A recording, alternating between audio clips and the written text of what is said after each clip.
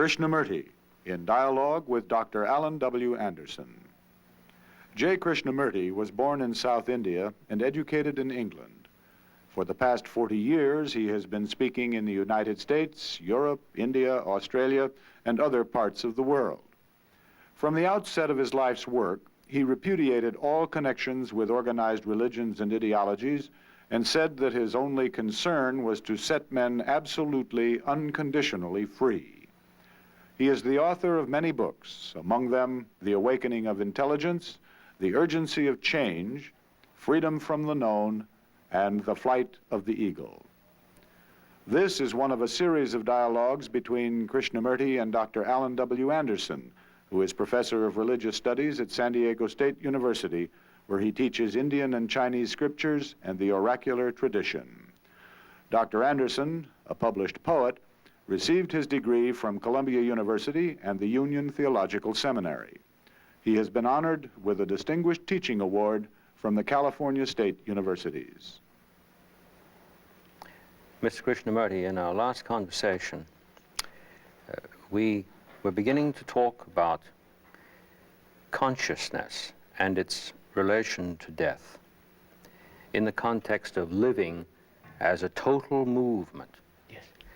And we even touched on the word reincarnation toward the end when we had to draw our conversation to its conclusion. I do hope that we can begin to continue there. You see, one of the factors in death is the mind is so frightened. We are so frightened of that very word, and nobody talks about it. I mean, it isn't a daily conversation.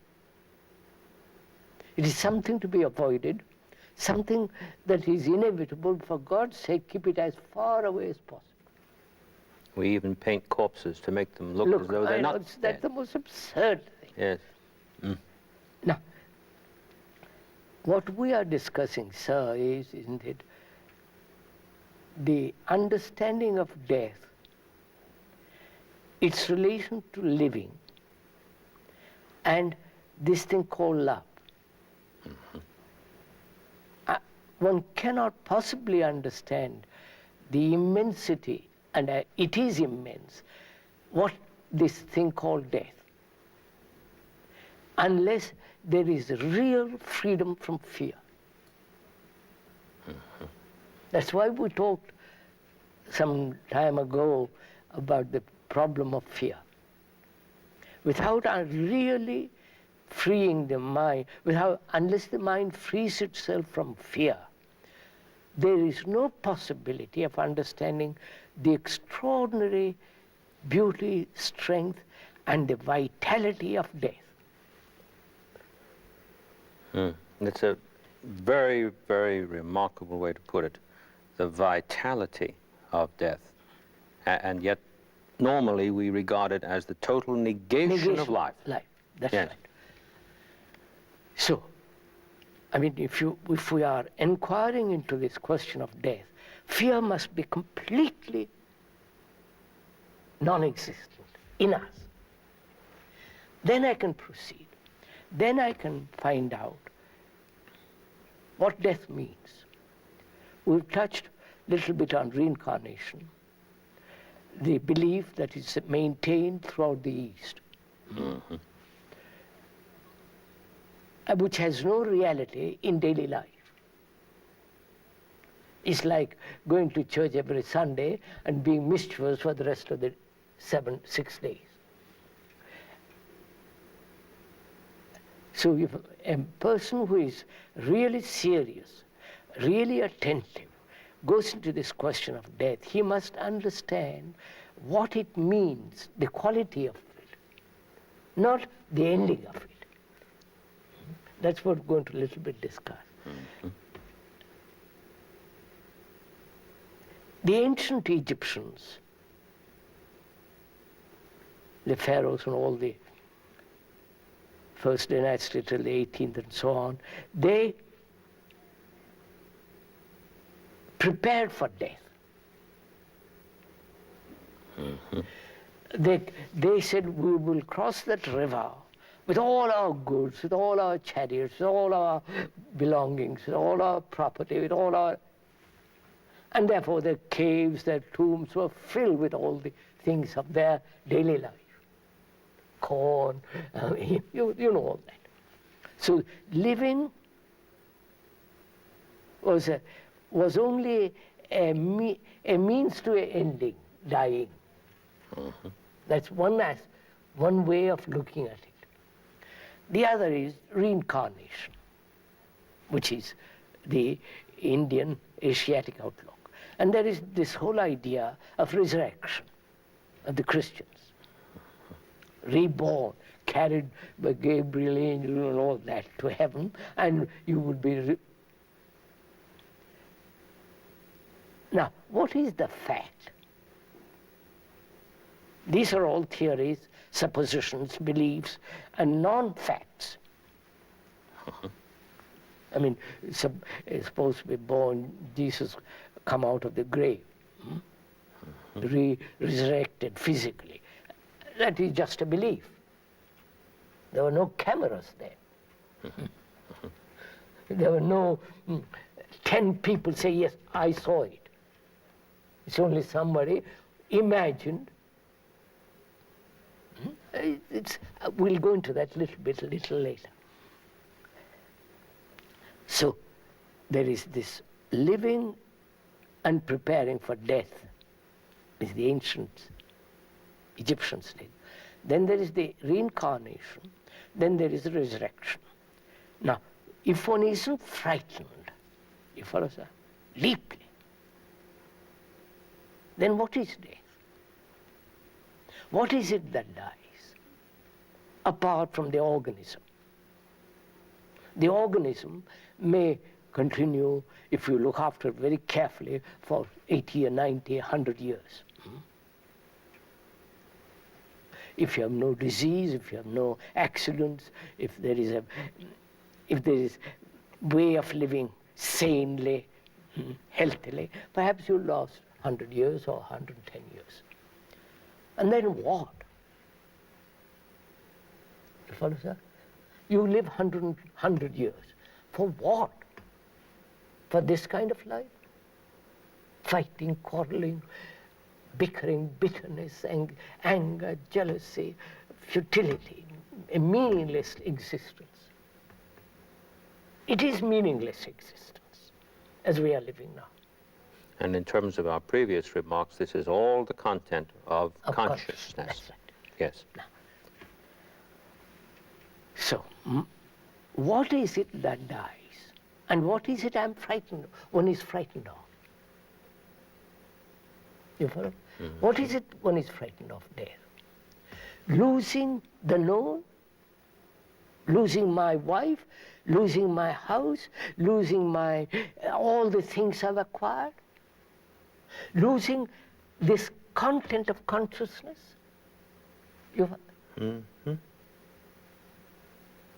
So, can the content of consciousness totally be emptied? You follow, sir? Yes, I do. Which is the living. The dying is the living. When the content is totally emptied.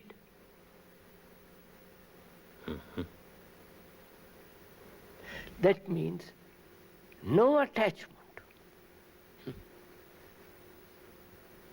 It is not a brutal cutting off, but the understanding of attachment, the understanding of dependency, the understanding of acquisition, power, position, anxiety, all that. The emptying of that is the real death. And therefore, the emptying of consciousness means the consciousness which has created its own limitation by its content comes to an end. I wonder. Yes, Yes. Have I? Yes, you have. I was following you very carefully, and it occurred to me that there is a radical relation between birth and death. Death. That the two, when they are looked upon as moments in a total cycle, are not grasped at the depth level that you're beginning to speak about. Yes, sir. Am I correct? That's correct. Good. Please do go on. So, death becomes a living when the content of consciousness, which makes its own frontier, its own limitation, comes to an end. Mm-hmm.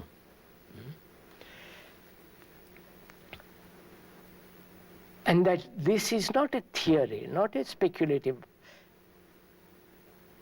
intellectual grasp, but the actual perception of attachment. I'm taking that as an example. Being attached to something, property, man, woman, the book I have written, or the knowledge I've acquired, the attachment. Mm-hmm. And the battle to be detached. Because attachment breeds pain. Therefore, I say to myself, I must be detached. And the battle begins. And the whole content of my consciousness is this, the battle which we described previously. Yes. Now, can that content be emptied, empty itself? Not emptied by an act of perception. You know? Empty itself, which means can this whole content be observed with its unconscious content. You follow, sir? Yes, I do. I'm There thinking... is conscious, I can be consciously aware of the content of my consciousness. Yes. My house, my property, my wife, my children, my job, the things I've acquired, the things I've learned, I can be consciously aware of all that. But also there is deeper content in the very recesses of my mind, which is racial, collective, acquired, the things that unconsciously I gathered, the influences, the pressures, the strains of living in a world that's corrupt, all that is seeped in, all that is gathered in there. Both personal and impersonal. Yes. That's This includes then what the depth psychologists are calling collective I don't know what they consciousness, call it. as well as the personal consciousness. Collective as well. Right. So that is that. Now, can all that be exposed? Because this is very important. Because if I really want to go, if the mind really wants to understand and grasp the full meaning of death, the vastness of it, the great quality of a mind that says, yes, that's empty, it gives it tremendous vitality, energy. So, my question is, can the mind be aware totally of all the content, hidden as well as the open? The collective, the personal, the racial, the transitory, the whole of that. Now, we say it is possible through analysis. Yes, we do. I said analysis paralysis. Because every analysis must be perfect, complete. And you are frightened that it might not be complete. And if you have not completed it, you carry it over as a memory, which will then analyze the next incident. So each analysis brings its own incompleteness. Oh, certainly, yes. Therefore, it is a total paralysis. In following what you're saying, I'm very taken with what we usually regard as death, which has a very clear relationship to what you've said about the endless series of analytical acts. Yes, sir. We regard death as a terminus in terms of a line. Right. Because we think laterally. We think laterally, exactly. But what you're saying is, on the contrary, we must regard this vertically. Yes.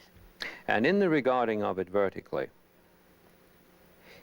we no longer see, please check me if I'm off here, we no longer see death as simply a moment of termination to a certain trajectory of repetition. But there is a total qualitative change here, which is not the cessation of something that we have to regret, as though we'd lost something valuable. Yes, I'm leaving my wife and Right. children. Right. And my property, my blasted blank account. You Yes, see, sir, yes. this is really, if one can go very deeply into this, there is this content, which is my consciousness, acquired, inherited, imposed, influenced, propaganda, attachment, detachment, anxiety, fear, pleasure, all that. And also the hidden things.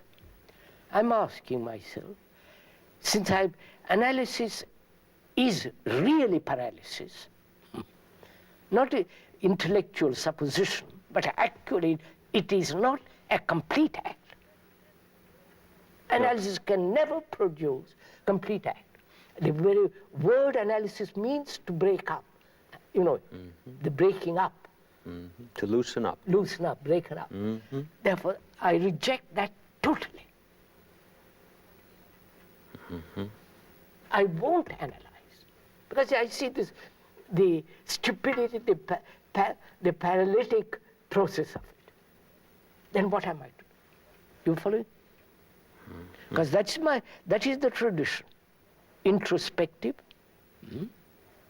or paralysis, analysis by myself or by a professional, which is now the fashion, and so on, so on, so on.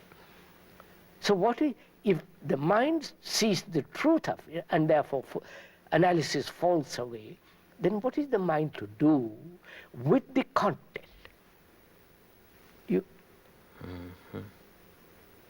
Yes, I do see that. We know what the content is. We don't have eternally described. Now, what is it to do? It has to be emptied. Otherwise, it's mere continuity. No, there's no use analyzing what is already there, because that will not change what is there in any way, shape, or form. No. That seems to be very, very plain. Although we perhaps you would for a moment explain why we simply refuse to see that. We do believe that an analytical inquiry is ordered to a revelation. No, sir, we do believe you that. can see it in a minute. Analysis implies and the analyzer and the analyzed. Yes. The analyzer is the analyzed. Yes, we're back to the observer and Obviously, observed world. I am analyzing my anger. Who is the analyzer? Part of the fragment, which is anger. So the analyzer pretends to be different from the analyzed. But when I see the truth that the analyzer is the analyzed, then the totally different action takes place. Then there is no conflict between the analyzer and the analyzed. There is instant action, a perception, which is the ending and going beyond the what is. The reason I asked Quite right. for the explanation was because of the concern raised earlier about knowledge. Yes. After all, the observer is knowledge. Yes. I was concerned that study in its proper form was not regarded in the context of our discussion as unprofitable as such. No, no. We don't mean that. We didn't even discuss it. Exactly. That's yes. Fine. so obvious. Yes. Do go ahead. Well, yes, it is obvious in terms of our discussion, but the thing that concerns me is that so ingrained is the notion Of course. that, for instance, in the story I told about when I came to hear you years ago, I began doing analysis while I was listening to your words, and consequently, I could hardly end up with anything qualitatively differently from what I came in with. Quite. But you see, I didn't see that at the time. No. And in our videotaping, our conversations here, this will be listened to, and when we say, yes, about knowledge, this is obvious, in the context of our conversation it is. But then I'm thinking Not only in the context of our conversation, it is as such. His life yes. is that. Exactly.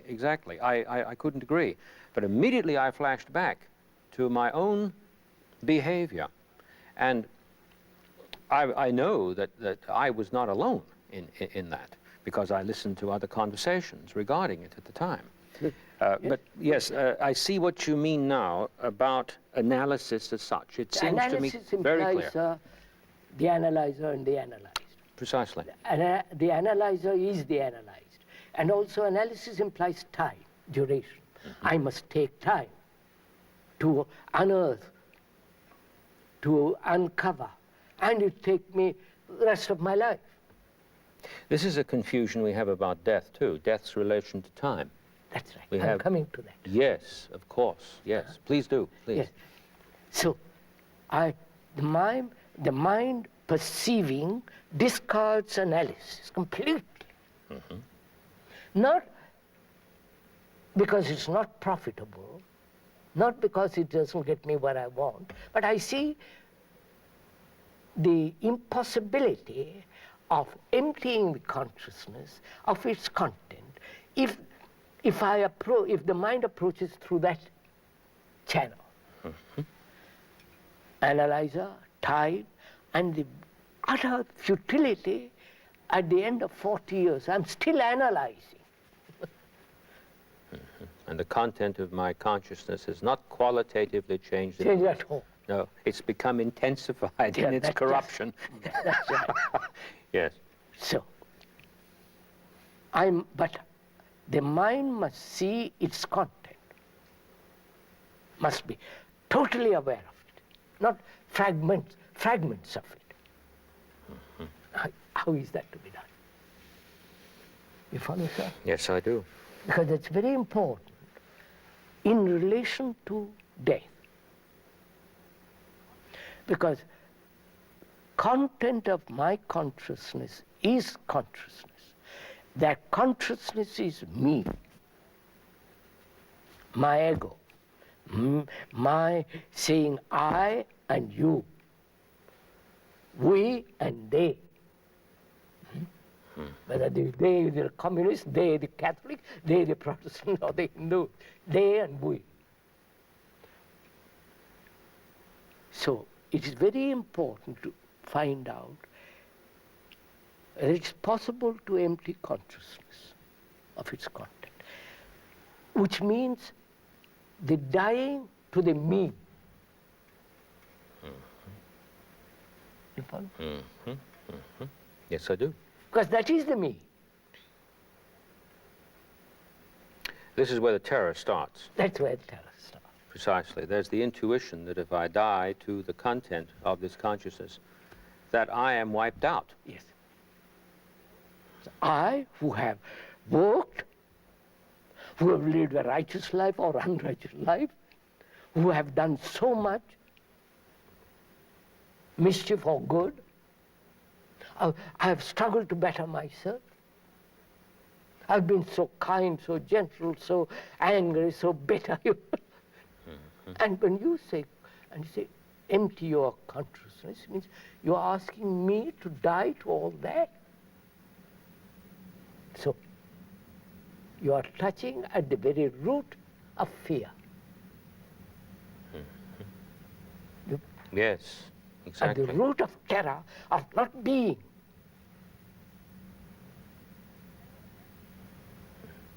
And, yes, that's it, sir. And I want to immortalize that me. Yes. I do it through books, writing a book and say, famous book. Or I paint. Or through paint, through works, through good acts, through building this or that, I immortalize myself. This has very pernicious effects within the family. Oh, because we must have a son oh, in order to carry on. immortalize the name in time. Therefore, the family becomes a danger. Exactly. So, look what we have done, sir. The ancient Egyptians immortalized themselves, made their life immortal by thinking, carrying on. Perpetuity. Perpetuity. And the robbers come and tear it all to pieces. Tutankhamun is merely a mask now, golden mask with a mummy. And so on. So man has sought immortality through works, through every way to find that which is immortal. That is beyond mortality. Right? It's a very remarkable thing that the word immortal is a negative. Not mortal. Yes, it's not saying what it is. We're going to we're going to find out what it is. Good. I mean, you follow this a very, very serious thing. It isn't a plaything between two people who are enjoying discussion. It's a tremendously important thing. Yes, I was laughing. Oh, I'm not. I know what you're at laughing. the irony of it. That inherent in the structure of that word, there is a warning, and we just go right through the red light. Right. Yes. Please go on. So, what is immortality? Not the book. Oh, no. Not the painting which I have done. Not the going to the moon and putting some idiotic flag up there. Not living a righteous life. Or not living a righteous life. So what is immortality? The cathedrals are beautiful. Marvelous cathedrals. In stone. Earthquake comes, gone. You build, you carve out of marble a marvelous thing of Michelangelo. Earthquake, fire, destroyed. Some lunatic comes home with a hammer and breaks it up. So, it is in none of those. Right? Right. Because that is capable of being destroyed. Every statue becomes a dead thing. Every poem, every painting. So what? Then one asks, what is immortality? It's not in the building. Just see it, sir. It's not in the cathedral. It's not in the savior which you have invented, which thought has invented. Not in the gods that man has created out of his own image. Then what is immortality? Because that is related to consciousness and to death. Unless I find that out, death is a terror. Of course. Of course. I have tried to immortalize myself, become immortal by the thought that there is a Brahman, there is a God, there is eternality, there is a nameless one, and I will do everything to approach him. Therefore I'll lead a righteous life. Therefore I'll pray, I will beg, I will obey, I will live a life of poverty, chastity, and so on, so on, so on. In order to have that immortal reality with me. But I know all that is the born of thought. Right, sir? Yes, as soon... So, wait, sir. Yes? See what happens. Yes. So I see thought and its products are the children of barren women. Precisely. See what's taking place. Then what is immortality?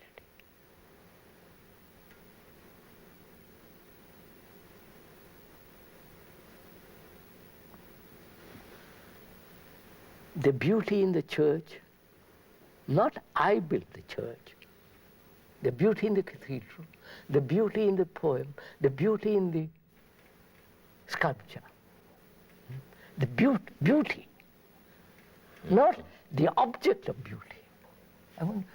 The beauty itself. That is immortal. And I cannot grasp that, mind cannot grasp it, because beauty is not in the field of consciousness.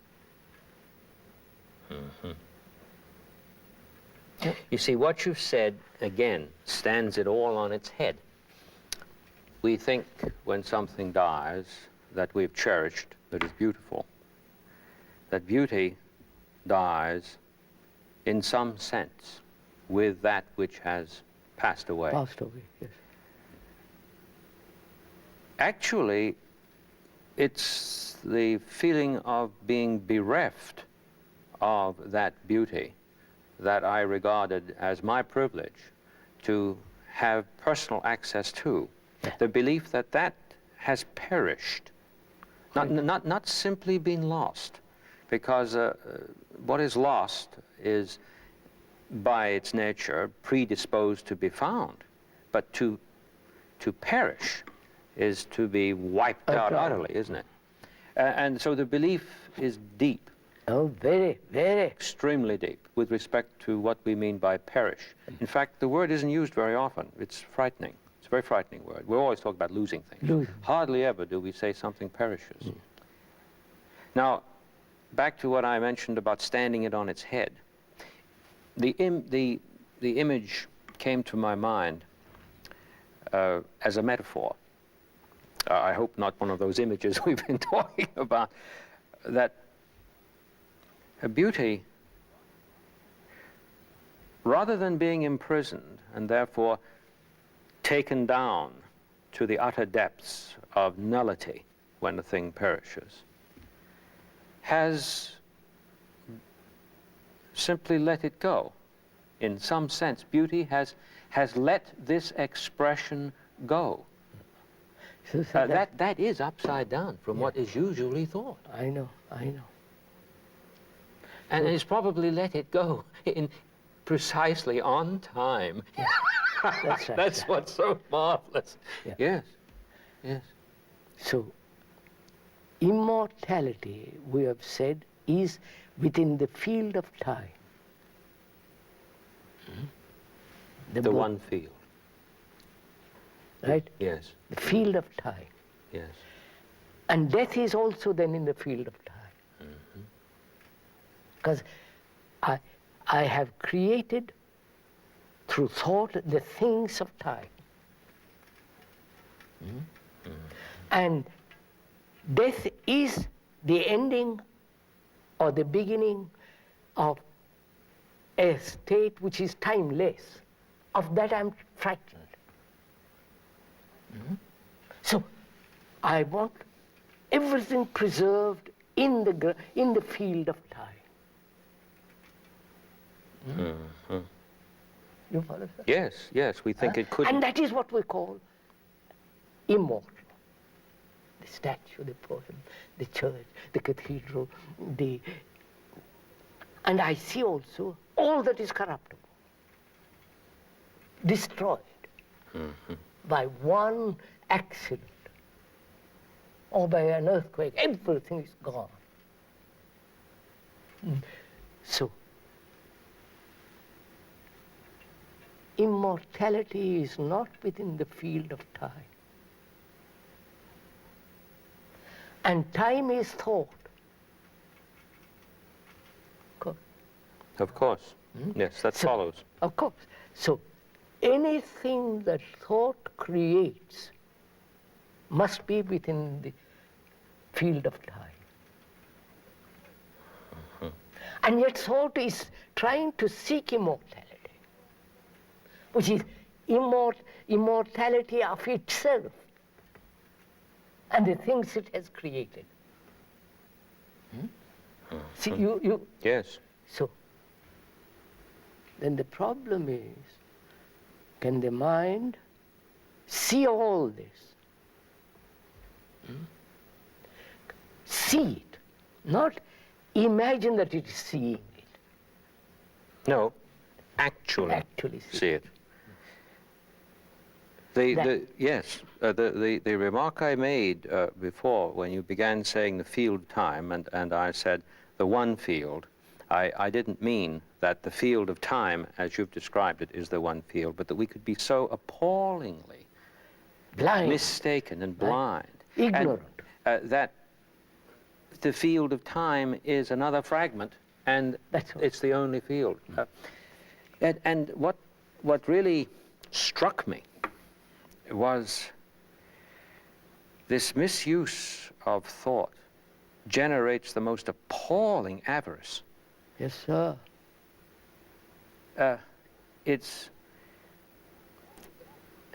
I'm walling myself up in stone. Yes, please. So,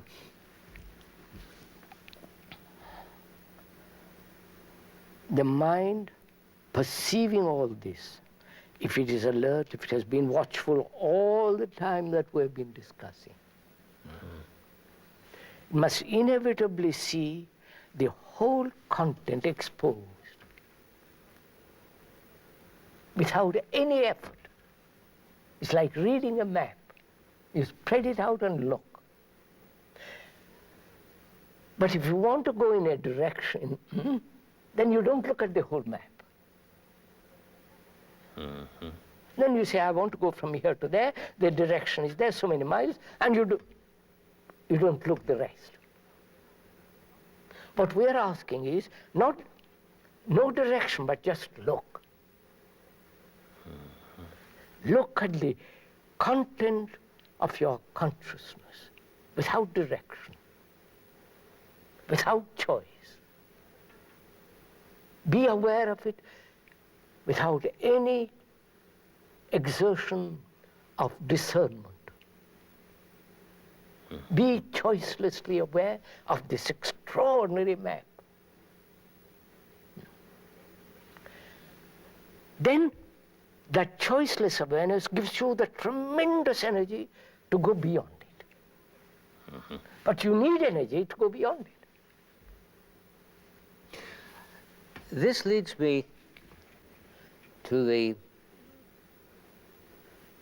notion of reincarnation that we began to touch on a little earlier. That I see the demonic root in that. Yes, sir.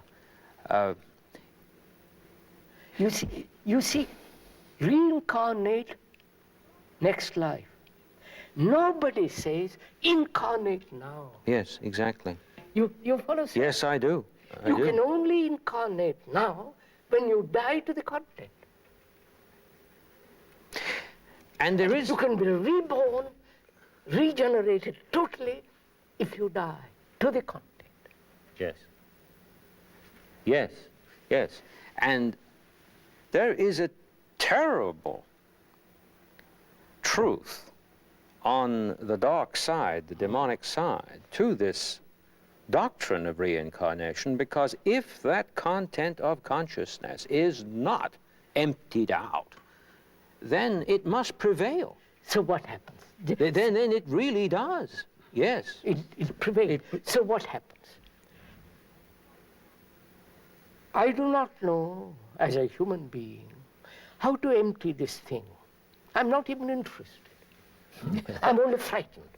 Only scared to death. Scared to death. And I preserve something, and I die, I'm burnt or buried underground. The content goes on. As we said, the content of me is your content also. It's not so very different. No. Yeah. Slightly modified, slightly exaggerated, and given certain tendencies which depend on your conditioning of environment, so on, so on. But it is essentially same consciousness. Unless a human being empties that consciousness goes on like a river. Collecting, accumulating, all that's going on. And out of that river comes the expression or the manifestation of the one that is lost. When the mediums, seances, all those, say your brother, your uncle, your wife is here, what has happened is they have manifested themselves out of that stream, which is the continuous consciousness of struggle, pain, unhappiness, all that. And a man who has observed and has looked at the consciousness and empties it, he doesn't belong to that stream at all. Then he is living each moment anew. Because he is dying each moment. You understand? Oh, yes, I do. Yes, I do. There is no accumulation of the me which has to be expressed. He's dying. Every minute, living every minute and dying every minute. And therefore in that there is, what shall I say, there is no content. You follow, sir? It is like a tremendous energy in action. This gives a totally different understanding of what we mean by the phrase, in the afterlife. On the one hand, there is this continuity in disordered content of consciousness. It's totally disordered. Which is not radically affected qualitatively with respect to its nature, simply because somebody has stopped breathing for good. No, it's on its way. On its way. And therefore, the attempt that is often made on the part of persons to contact this stream of consciousness after the death of a person, when made within the same quality of consciousness, attains nothing but a reinforcement. Yes, that's right. Within their own personal life. That's right. And it does a terrible thing to that content of consciousness which has gone on, since it also feeds that some more. That's right. Like yes, I do see that. a person came to see me, and his wife was dead. And he really thought he loved her. So he said, I must see my wife again. Can you help me? I said, which wife do you want to see? The one that cooked? The one that bore the children? The one that gave you sex? The one that quarreled with you? The one that dominated you, frightened you? He said, I don't want to meet any of those. I want to meet the good of her. You follow, sir? Yes, yes, yes, yes. The image of the good he has built out of her. None of the ugly things, or what he considered ugly things, but the idea of the good which he had culled out of her, and that is the image he wants to meet. I said, don't be infantile. You're so utterly immature when you have slept with her and got angry with her. All that you don't want, you want just the image which you have about her goodness. I said, and you know, sir, he began to cry, really cry for the first time. He said, afterwards, I have cried when she died. But the tears were of self-pity, my loneliness, my sense of inner, you follow, lack of things. Now I'm crying. I've cried because I see what I have done. You understand, sir? Yes, I do.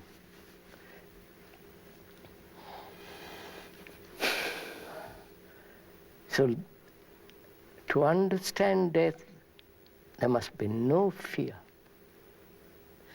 The fear exists and the terror of it exists only when the content is not understood. And the content is the me. And the me is the chair. You follow, sir? Oh, yes. The thing I am yes. attached to. It is so stupid. And I'm frightened of that. The bank account, the family, you follow? Oh, yes. Yes, I do. So, unless one is really deeply serious in this matter, you can't incarnate now in the deep sense of that word. And therefore, immortality is in the book, in the statue, in the cathedral, in the things I've put together, by thought. That's all field of time. Right. It just occurred to me what a terrible thing we've been doing so often over and over again to Plato by this perennial attempt at academic analysis of the text, when he plainly said that the business of the philosopher, by which he didn't mean the analyzer in this mad way that we have been observing it goes on, the business of the philosopher, namely the one who is concerned with Wisdom. a radical change and rebirth, sir. which he associates with wisdom. The business of the philosopher is to practice dying. To practice dying. Not to practice, be, yes, he I don't think he meant routine, repetition of die.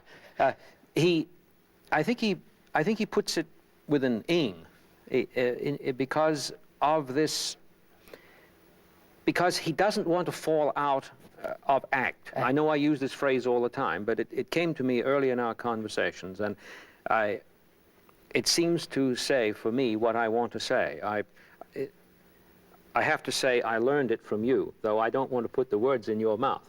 But it's possible to fall out of act into the terror and the demonic stream of time. But when one is in act, the whole thing is an ongoing movement. So, sir, Yes. time has a stop. Precisely. See the beauty of it, sir. And it is that beauty which is immortal, not the things which thought has created. Right. Huh? So, living is dying. Right. And love is essentially dying to the me. Yes. Not the things which thought has said, this is love. love sex, love pleasure, you follow all that. It is the dying to time is love.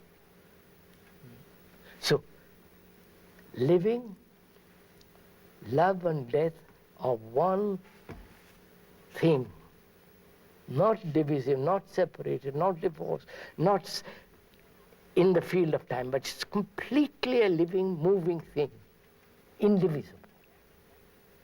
And that is immortal.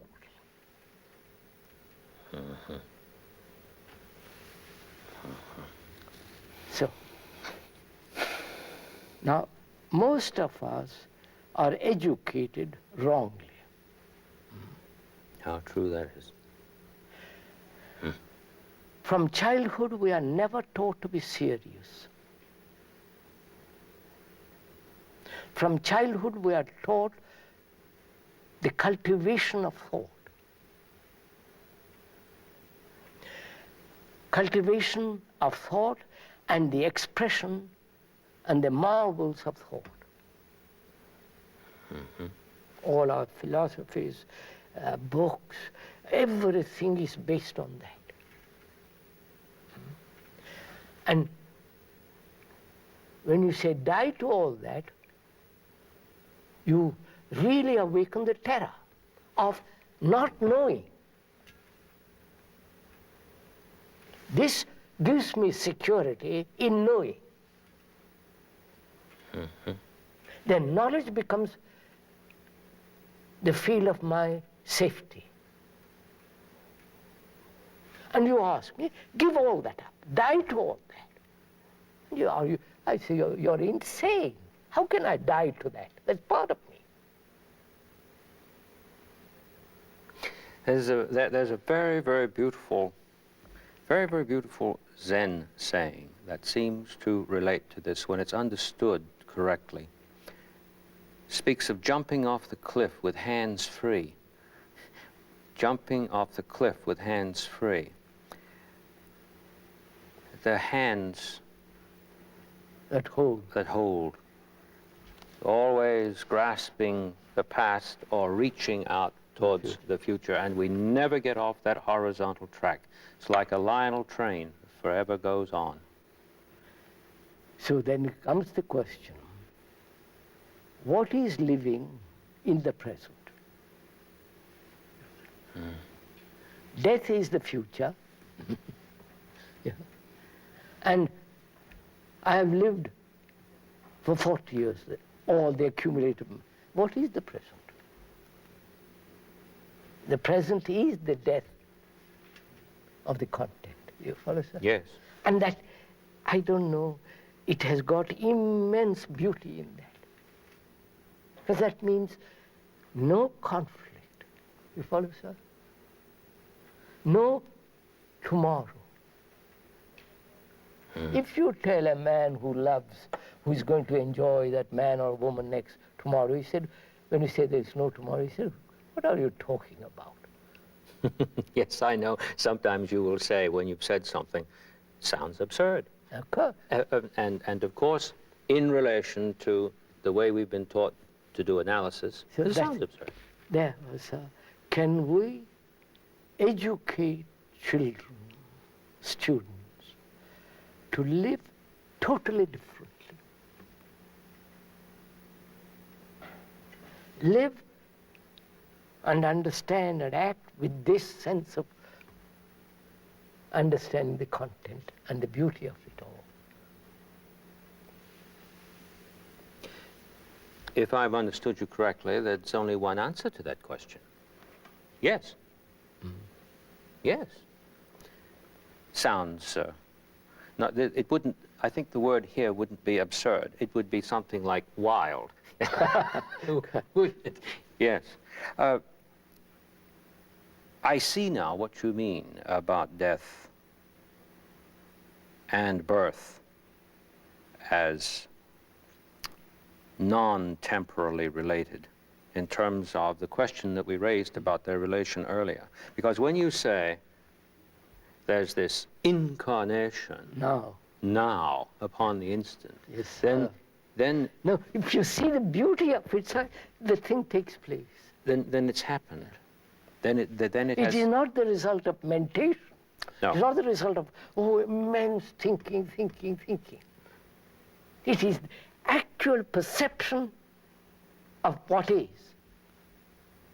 And the amazement that it is the same energy at sir. root. Yes, sir. Doesn't take something over here that's Not a some different energy outside called agent. God. No, No. outside agency brought in here. It No. is the same wasted energy, dissipated energy, which is no longer dissipated. Exactly. Therefore it is. Exactly. This throws totally. I'm beginning now to use the words absolutely and totally, which in the academy, you know, we're advised to be very careful of. I know. But I'm sorry about all that. The fact remains that it is total. It is total. Yes. There is a total change. And the transformation of each individual is a It is total not one. within the field of time Is not, and knowledge. is not within the field of time You and see knowledge. now the relate.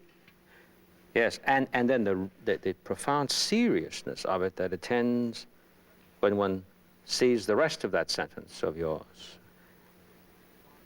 It is the responsibility of each. Yes, And if I may add just one other thing here, because it seems to me that it's coming together, that it isn't the responsibility of one over against the other to do something. It is to come with and to, as the other is coming to and with, and we begin together Yes, sir. to have a look. Share together, learn together. Just quietly having Yes. a look. And in that activity, which is not planned, one of the amazing things about this conversation is that it, to use your beautiful word, flowers. It flowers, yes. It doesn't require an imposition without of a contrivance, of a management. Management, quite. Somehow it grows out of itself. It's this thing of growing out of itself that relates to this thing that you've been talking about in consciousness. By pointing to the head, I don't mean consciousness out here. No, but it's the out of itself that it's like that water that turns in on itself. But it remains Yes. water. It remains water. Exactly. Oh, this has been a wonderful revelation.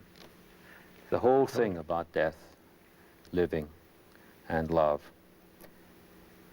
I do hope when we have our next conversation that we could begin to pursue this in relation to education even further. Further, yes, sir.